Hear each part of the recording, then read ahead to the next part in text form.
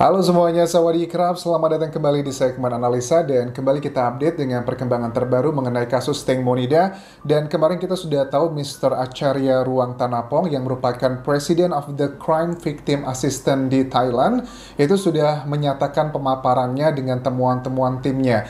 Nah, sehari ini teman-teman di tanggal 22 April 2022 ada update baru lagi terkait dengan perkembangan Mr. Acharya karena hari ini di kantor kepolisian Nonthaburi juga sedang dilakukan pemeriksaan terhadap saksi ahli untuk menjawab tuduhan-tuduhan yang dilontarkan oleh Mr. Acharya kemarin.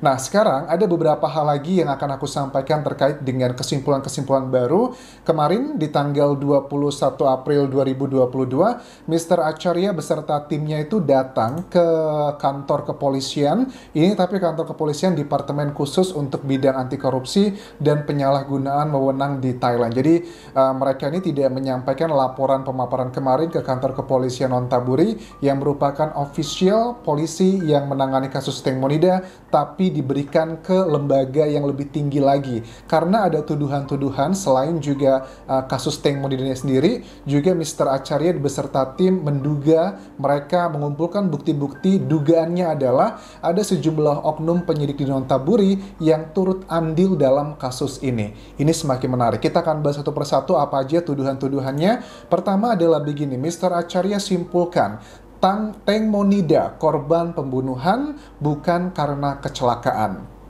Yang kedua, luka 30 cm berasal dari benda tajam dan sekali gores bukan baling-baling. Oke, yang pertama mengenai statement dari Mr. Acharya bahwa Teng Mo bukanlah korban kecelakaan tapi pembunuhan dengan keterangan seperti ketahui adalah mengenai Sen. Ada CCTV yang sudah disampaikan kemarin di video sebelumnya juga sudah aku bahas. Ada keterangan misalkan salah satunya adalah ternyata Sen itu duduknya sepanjang jam 10-an sampai jam 10.40, which is itu adalah yang diklaim penyidik Nonthaburi adalah waktu tenggelamnya Teng Monida di Sungai Chao Phraya. Ternyata Sen itu tidak berada di ujung speedboat, tapi berada di belakang Robert yang merupakan supir pada speedboat malam hari itu. Kenapa ini penting? Karena ini berhubungan dengan kronologi dan juga alibi.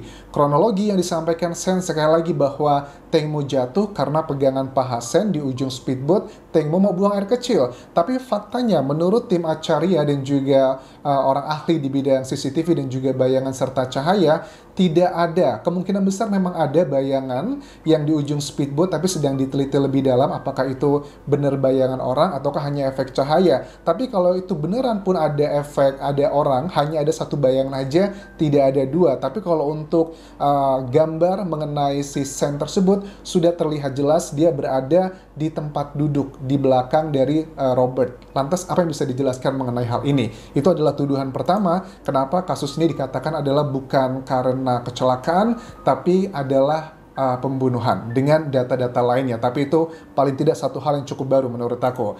Kemudian luka 30 cm itu dari hasil analisa tim, baik itu dari orang-orang yang dikumpulkan dari Mr. Acharya, karena Mr. Acharya kan President of the Crime Victim Assistance di Thailand. Nggak hanya melulu mengenai orang-orang yang jago di bidang hukum, tapi juga hal-hal yang berhubungan dengan kedokteran, otopsi ilmiah juga dimintai pendapatnya. Dan dari laporannya kemarin yang sudah disampaikan ke kantor kepolisian yang khusus di bidang anti korupsi tersebut, itu ternyata yang menyebabkan luka Teng Monida 30 cm di paha kanan itu karena benda tajam dan sekali gores bukan baling-baling.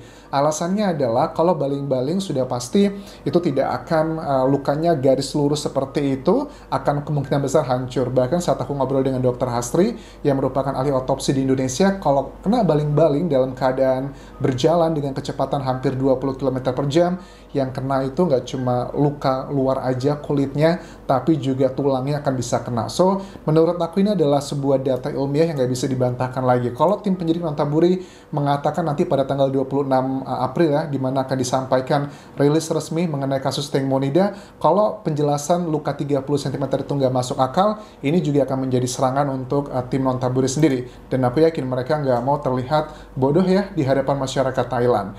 Terus juga Tuduhan berikutnya dari Mr. Acharya adalah alat bukti banyak yang dimanipulasi. Misalnya rambut, speedboat, botol wine, dan keterangan palsu.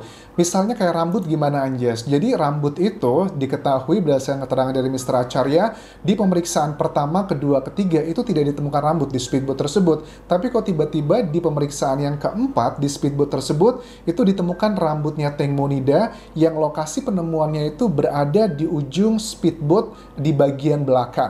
Apakah ini sekedar kebetulan aja karena speedboatnya juga nggak gede-gede amat? Bagaimana mungkin 1, 2, 3 dicari nggak ketemu tapi yang keempat baru ketemu? Apakah ini kebetulan ataukah sebuah manipulasi? Yang kedua adalah speedboat. Speedboat ini dugaannya bahwa ada beberapa hal. Pertama, kemungkinan besar speedboatnya ditukar, dan yang kedua adalah ada hal-hal yang sifatnya itu kayak manipulasi dengan pasal yang mungkin karena ketidaktahuan. Kenapa? Dari keterangannya Mr. Acharya mengatakan speedboat tersebut pertama itu ya tidak diawasi secara ketat. Maksudnya si saksi yang 5 orang itu masih bisa mengamankan terlebih dulu setelah kejadian, itu yang pertama. Dan kedua juga diketahui speedboat ini yang sekarang memang berada di kantor kepolisian Nontaburi itu sempat diletakkan di luar di bawah panas, kena hujan, kena panas, angin sebagainya, yang itu kan bisa mengganggu pengumpulan data-data identifikasi yang berhubungan dengan data ilmiah. Bahkan juga sempat tidak diberikan batas pelindung yang ini mengakibatkan banyak orang-orang yang tidak berhubungan dengan kasus ini menyentuh dari speedboat tersebut yang ngebuat speedboat tersebut tidak virgin, yang artinya menyulitkan penyidikan. Apakah ini faktor keteledoran semata ataukah sudah direncanakan oleh sejumlah oknum yang diklaim oleh Mr. Acharya di sini? Nah, ini menurut aku juga agak mirip dengan kasus di Subang ya. Kasus di Subang juga kenapa lokasi TKP itu banyak sekali dimasuki orang-orang dengan alasan ketidaktahuan. Benarkah karena ketidaktahuan ataukah adalah modus yang dipakai untuk mengaburkan data-data ilmiah yang seharusnya masih bisa ditemukan di sana? Terus juga reaksi dari pengacara Ibu Panida, pengacara Decha, dalam postingannya begini di status Facebooknya. Saya mau jadi pahlawan, saya mau fans, saya mau likes dan share. Klaim pembunuhan adalah bentuk penghinaan ke kinerja kepolisian. Titik. Ini untuk memberikan reaksi kepada si Mr. Acharya sendiri. Bahkan Decha juga bilang begini, kenapa ya si Acharya ini mengatakan Sen itu bohong? Apakah ada tujuan yang lain? Tujuan yang pertama menurut dia, mungkinkah si Mr. Acharya mau ada deal tertentu dengan Sen? Hubungannya dengan materi, karena Sen adalah orang kaya raya di Thailand. Atau yang kedua, karena memang dia ini adalah dendam dengan Decha sendiri, hanya ingin membalas dendam. Mana yang benar? Kemudian dia itu, kata Decha, cuma mengarang cerita aja dan berimajinasi dan membuat tim penyidik lelah saja. Kemudian dia bilang juga, tunggu aja setelah tanggal 26. Karena tanggal 26 akan diumumkan official penyebab dari tenggelamnya Teng Monida. Setelah tanggal 26, kami akan mulai tuntut satu-satu mereka yang buat bingung dan juga keresahan di masyarakat. Oke. Aku rasa ini juga, maksudku betul, sebagai seorang pengacara, aku yakin Decha juga banyak mengetahui hal-hal yang tidak diketahui media massa. Tapi kalau sebegini frontalnya tidak begitu setuju dengan si Mr. Acharya, menurut aku aneh. Harusnya Mr. Decha ya, kalau dia nggak setuju gitu, harus disampaikan apa poin apa yang tidak disetujui dan alasannya apa. Misalnya begini, bahwa luka 30 cm bukan berasal dari benda tajam dan sekali gores, bukan baling-baling. Harusnya Mr. Decha mengatakan, menurut saya, quote lah dengan saksi ahli yang sudah juga menangani kasus Teng Monida, karena sudah banyak yang ikut campur di sini. Harusnya di quote, perang antara quote antara ahli, bukan menyerang personalnya. Dibilangnya mau pansos, dibilangnya mau punya fans, hanya pengen mendapatkan like dan share. So ini bagi aku juga nggak substansial. Apa yang dikatakan pengacara Decha lebih ke masalah hal-hal pribadi, dendam pribadi ya sama aku, atau mau pengen dapat uang dari Sen ya. Padahal kalau ada poin-poin yang menurut pengacara Decha nggak pas, nggak masuk akal, harusnya dikritisi poin itu apa, terus juga tanggapannya dan fakta-fakta dari tim ahli juga apa yang dikatakan. Harusnya seperti itu kan logika berpikir, karena orang hukum harusnya juga logika berpikirnya akan jauh lebih baik, karena dalam ya proses hukum suka nggak suka ya harus ditentukan, harus disupport juga dengan alat bukti yang kuat, tidak melulu karena keyakinan. Kemudian bagaimana Anjas dengan respon pengacara T ya? Pengacara T pada saat kemarin diwawancara di sejumlah media massa Thailand, dia cuma mengatakan begini, kita lihat aja dulu, jika itu semua benar, itu kan bagus, akan membantu ungkap fakta sebenarnya. Oke, dan pengacara T lebih kayak cari aman aja sih, nggak mau mensupport secara eksplisit kepada Mr. Acharya, tapi ada aroma yang aku cium adalah sepertinya dia lebih cenderung ke Mr. Acharya, karena dengan fakta-fakta yang disampaikan ini bahkan sudah dilaporkan langsung ke Departemen Kepolisian di bidang anti korupsi dan penyalahgunaan wewenang.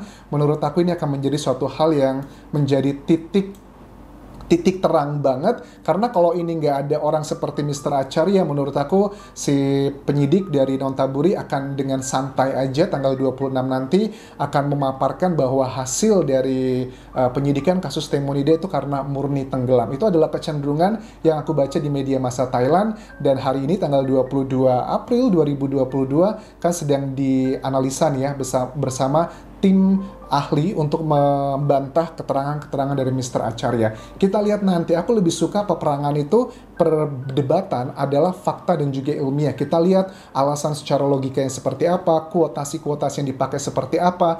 Menurut aku itu lebih substansial dibandingkan hanya bilang kamu mau nyari panggung, nyari uang, cari ketenaran dan sebagainya. Menurut aku itu adalah hal-hal ya bisa-bisa aja, walaupun itu beneran pun, asalkan yang disampaikan Mr. Acharya adalah fakta dan juga kebenaran, ya nggak masalah bagi aku. Tapi kalau seandainya yang disampaikan Mr. Acharya itu salah, apa alasan salahnya dan juga apa alasan benarnya? Karena dengan 22 luka di tubuh Teng Monida, alasannya karena jatuh dengan kronologi yang seperti kalian tahu, apakah itu masuk akal? Bagi aku agak sulit untuk dipercaya 100%. Kita lihat nanti perkembangannya seperti apa. Untuk sementara itu bisa aku update terkait dengan perkembangan kasus Teng Monida. Terima kasih sudah menonton, tinggalkan like kalian, tinggalkan komen kalian, plus subscribe channel YouTube ini, serta follow Instagramku di Anjas di Thailand. Kobun kerap semuanya, sampai ketemu lagi di video berikutnya.